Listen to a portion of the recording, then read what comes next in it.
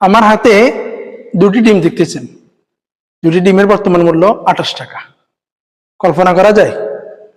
আমার যদি ভুল না হয়, ইউক্রেন রাশিয়ার যুদ্ধের আগে 2021 সালের আমার স্পষ্ট মনে আছে 12 টাকা জোড়া ডিম কিনেছি, অথবা 14 টাকা কিনেছি সর্বশেষ।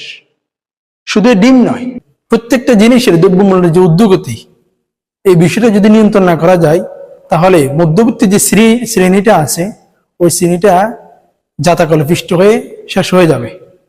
বর্তমান সরকার নতুন করে যখন ক্ষমতা আসলো, পূর্ববর্তী সরকারের যে সিন্ডিকেট ছিল বা পূর্ববর্তী সরকারের যে ব্যবসায়ীদের যে সিন্ডিকেট ছিল, এই সিন্ডিকেটটা ধ্বংস হয়ে যাওয়ার কথা। আমরা অনেক আশা করেছিলাম যে অন্তত এই সিন্ডিকেটটা ধ্বংস হয়ে জাতিকে দ্রব্যমূল্যের একটি আশাবাদ, নতুন একটি আশা যোগাবে, কিন্তু এখনো পর্যন্ত